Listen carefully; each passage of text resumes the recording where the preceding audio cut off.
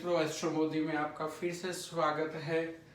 आज हम बात करते हैं जन्म कुंडली में सडन गेन कब होता है, यानी कि अचानक धन लाभ, अचानक लॉटरी के योग या अचानक आपका कोई बड़ा इन्वेस्टमेंट जमीन मकान और स्टॉक में है तो उसका जो सडन गेन आता है वो कब आता है, किस सिचुएशन में आता है, कौन सी महादशा में आता है।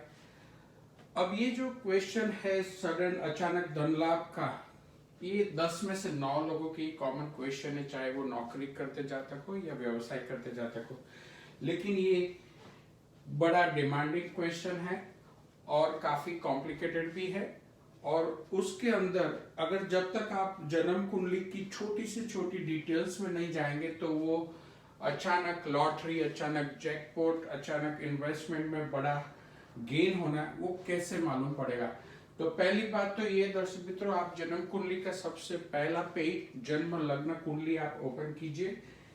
जहां पे 1 नंबर लिखा है आपकी जन्म कुंडली में शायद कोई और नंबर लिखा हो, लेकिन यहाँ पे जो फर्स्ट हाउस है वो बताया गया है। आपकी जन्म कुंडली में मान लो कन्या लग्न है तो वहां पे 6 नंबर लिखा होगा। आपकी जन्म कुंडली में मान लो मकर लग्न है तो वहां पे 10 नंबर लिखा होगा। लेकिन दर्शक मित्रों, यहाँ पे सिर्फ आप ग्रहों के ऊपर या जन्म लग्न के नंबर के ऊपर ध्यान मत दीजिए। आप सिर्फ ध्यान दीजिए कि पहला हाउस किसको बोलते हैं, first house to 12th house किसको बोलते हैं। और आपकी जन्म कुंडली में जो मैं बता रहा हूं उस रिकमेंडेशन के हिसाब से अगर आपके प्लेनेट है, चाहे शुक्र हो, चाहे गुरु हो, चाहे चंद्र हो, चाहे राहु हो, अगर आपकी जन्म कुंडली में है तो मान लीजिए आपके नसीब में एक बड़ा जैकपॉट है, बड़ी लॉटरी का योग है, बड़ा धन लाभ का योग है। और वो कब, कैसे और कहाँ होगा उसके बारे में आज बात करते हैं। सो दर्शक मित्रों, यहाँ पे बताया हुआ है कि जन्म कुंडली के फर्स्ट हाउस के बिल्कुल बाजू में सेकंड हाउस जो धन स्थान है, अगर आपकी जन्म कुंडली में सेकंड हाउस यानी धन स्थान के अंदर राहु अगर है तो मान लीजिए आपका सडन गेन का योग बहुत जबरदस्त है। मान लीजिए आपकी जन्म कुंडली में 9th हाउस में राहु है, जिसको भाग्यस्थान बोलते हैं। लक्ष्मी मित्तल जैसे बड़े बिलियनर्स को भी वहां पे 9th हाउस में Rahu most of the billionaires have, Queen Elizabeth also have. So what I am trying to say, अगर आपकी जन्म कुंडली में सेकंड हाउस में राहु है या 9th हाउस में राहु है तो आपको जबरदस्त लॉटरी का यानी कोई जैकपॉट का यानी कोई बड़ा इन्वेस्टमेंट गेन का काफी बड़ा फायदा का योग है। कब मिलेगा उसके बारे में बाद में बात करते हैं। अब दूसरी पॉसिबिलिटी देख लेते हैं कि अगर आपकी जन्म कुंडली में जहां पे शुक्र है वहां पे 2 नंबर है, जहां पे शुक्र है वहां पे मान लो 7 नंबर है, जहां पे शुक्र है मान लो वहां पे 12 नंबर है। यानी आपकी जन्म कुंडली में शुक्र कहीं पे भी हो, यहाँ पे तो सिर्फ एग्जाम्पल के तौर पे सेकंड हाउस, 7th हाउस और 12th हाउस में रखा है शुक्र को, लेकिन शुक्र कहीं पे भी हो। अगर आपकी जन्म कुंडली में शुक्र तुला राशि का है, शुक्र मीन राशि का है, शुक्र वृषभ में स्वग्रही होता है, तुला और मीन में एक मालवीय योग उपस्थित होता है, तो कहने का मतलब है आपकी जन्म कुंडली में शुक्र कहीं पे भी हो, फर्स्ट हाउस से लेके 12th हाउस। लेकिन अगर वो तुला राशि का है, वृषभ राशि का है, मीन राशि का है, दर्शक मित्रों आप लिख लो, आपके जीवन में जैकपॉट अब अगर आया नहीं है तो वो फिर से जबरदस्त अपॉर्चुनिटी लेके आएगा। अगर मान लीजिए आपकी जन्म कुंडली में 5th हाउस है, हालांकि 5th हाउस संतान का हाउस है, 5th हाउस ज्ञान का हाउस है, 5th हाउस कार्मिक अकाउंट यानी पिछले जन्मों का कर्मों का हाउस है। अगर मान लीजिए आपकी जन्म कुंडली में 5th हाउस के अंदर यानी 5वें घर में देवगुरु बृहस्पति विराजमान है या तो चंद्र विराजमान है, ये दोनों प्लेनेट काफी ऑस्पिशियस शुभ माना गया है। जितने 9 ग्रहों में से सिर्फ 2 प्लेनेट है जिसको काफी एक शुभ ग्रह का स्टेटस मिला है। तो देवगुरु बृहस्पति आपकी जन्म कुंडली में 5वें घर में है या तो आपके 5वें घर में चंद्र है। दर्शक मित्रों फिर से आप लिख लो, आपके जीवन में बड़ा जैकपॉट वेट कर रहा है, आपके जीवन में एक सडन धन लाभ सडन, चाहे धन लाभ किसी से भी हो, चाहे आपका गोल्ड से हो, सिल्वर से हो, रियल एस्टेट से हो या लॉटरी से हो, लेकिन धन लाभ आपके लिए वेट कर रहा है।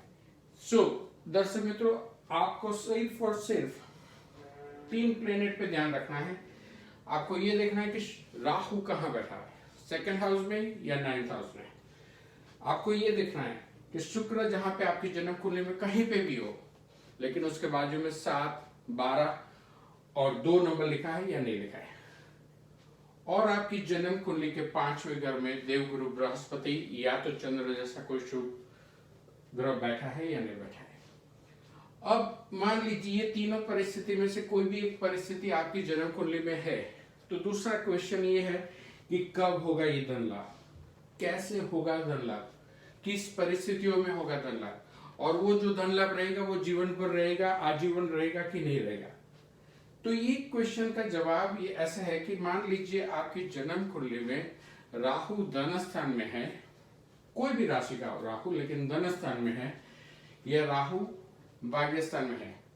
अब आप अपनी जन्म कुंडली से लास्ट पेज या सेकंड लास्ट पेज में जाएंगे तो मालूम पड़ेगा एक विश्वोत्तरी महादशा। अगर मान लो आपकी जन्म कुंडली में राहु की महादशा अभी आई ही नहीं है, मान लो आपकी जन्म कुंडली में मंगल की महादशा है, तो मंगल की महादशा खत्म होने के बाद राहु की महादशा आती है। तो राहु की महादशा में आप ऐसे इन्वेस्टमेंट, आप ऐसी अपॉर्चुनिटी सडन गेन की ग्रैब कर सकते हैं। लेकिन मान लो आपकी राहु की महादशा खत्म हो गई है, आपकी जन्म कुंडली में राहु की महादशा है ही नहीं, मान लीजिए आपका जन्म गुरु की महादशा में हुआ है, तो राहु की महादशा तो आएगी नहीं क्योंकि वो 120 साल के बाद आएगी। फिर गुरु की महादशा के बाद शनि आएगा, शनि की महादशा के बाद बुध आएगा। तो राहु कब आएगा? जब राहु धनस्थान में है, राहु भाग्यस्थान में है, लेकिन आपकी विश्वोत्तरी महादशा बता रही है कि आपकी राहु की महादशा तो अभी आएगी नहीं, तो फिर हमें अंतरदशा देखना पड़ेगा, अष्टोंतरी अंतरदशा जिसे कहते हैं। सो विश्वोत्तरी महादशा मान लो गुरु की हो, और गुरु के अंदर जब जब राहु की महादशा आएगी, अंतरदशा और द प्रत्युंतर दशा, तब ये आपका लाभ सडन गेन का बनेगा। मान लो आपकी शनि की महादशा चालू है, उसमें भी विश्वोत्तरी और अष्टोंतरी के अंदर, प्रत्युंतर के अंदर जब राहु की जब अंतरदशा आएगी, तो उसमें उसी पर्टिकुलर पीरियड में आपका सडन गेन, सडन लाभ जैकपॉट का रहेगा। मान लीजिए आपकी जन्म कुंडली में जैसे बताया कि शुक्र इन 3 परिस्थितियों में है, मीन, तुला और वृषभ राशि में है, तो शुक्र की महादशा, अगर मान लीजिए आपकी शुक्र की महादशा आई नहीं है और आने वाली भी नहीं है, मान लीजिए अगले 100 साल तक, तो शुक्र की अंतरदशा में आपको ये गेन हो सकता है। अगर मान लीजिए आपकी जन्म कुंडली में गुरु या चंद्र 5वें घर में बैठे हुए हैं और गुरु की महादशा आने वाली है, या तो चंद्र की महादशा आने वाली है, गुरु की अंतरदशा आने वाली है, या चंद्र की अंतरदशा और प्रत्युंतर दशा, बस यही एक महादशा का डिटेल में हम स्टडी करेंगे, तब हमें पर्टिकुलर मंथ, डेट और ईयर हमें मालूम पड़ेगा कि इसी महादशा की अंतरदशा में, प्रत्युंतर दशा में हमें ये गेन होने के 100% 200% चांसेस है। अब मान लीजिए दर्शक मित्रों, आपको इन तीनों में से कोई परिस्थिति नहीं आ रही है। मान लीजिए आपकी जन्म कुंडली में राहु 2nd हाउस या भाग्यस्थान में नहीं है, शुक्र तुला, वृषभ और मीन राशि का नहीं है, 5वें घर में देवगुरु बृहस्पति विराजमान नहीं है, या चंद्र नहीं है, तो क्या आपके जीवन में लॉटरी या जैकपॉट नहीं है? इसका जवाब हम क्रॉस वेरिफिकेशन ऐसे करते हैं कि ये जन्म कुंडली है। मान लीजिए आपकी चंद्र कुंडली बनी हुई है, जहां पे नंबर 1 लिखा है वहां पे हम चंद्र को बिठा देंगे। अगर आपकी चंद्र कुंडली में ऐसे योग बनते हैं, 2nd हाउस में राहु या 9th हाउस में राहु, या आपकी चंद्र कुंडली में 5th हाउस में देवगुरु बृहस्पति या चंद्र विराजमान है, तो फिर आपके लिए ये सेकंड अपॉर्चुनिटी भी एक जैकपॉट की रहेगी।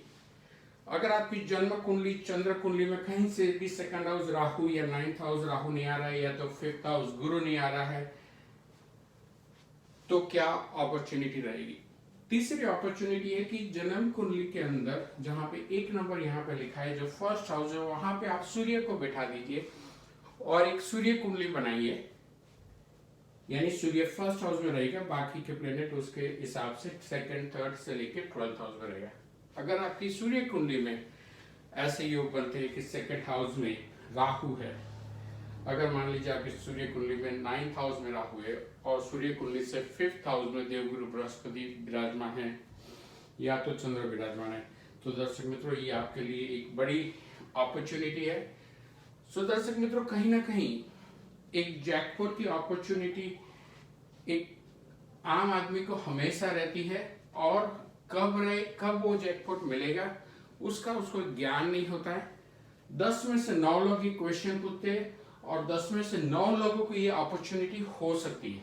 बस हमें सिर्फ भृगु संहिता और लाल किताब के थोड़े पढ़ने चाहिए, हमें अपनी भाग्य महादशा के ऊपर विश्वास होना चाहिए, हमें हमारी जन्म कुंडली के ऊपर विश्वास होना चाहिए, और हमें वो डिटेल एनालिसिस में विश्वास होना चाहिए कि कब ये फेवरेबल पीरियड हमारे जीवन में आएगा। अगर वो फेवरेबल पीरियड चला भी गया है तो भी अंतरदशा प्रत्युत्तर दशा थोड़े समय के लिए आएगी, जो आपका सडन गेन इन्वेस्टमेंट मिलियंस में ले जाएगी। तो दर्शक मित्रों, ये था आज का भाग्योदय योग, सडन भाग्योदय योग, सडन धन लाभ योग। अगर आपको कोई क्वेश्चन है तो दर्शक मित्रों आप कमेंट में जरूर लिखिए। Thank you very much for watching astro Modi and have a wonderful evening.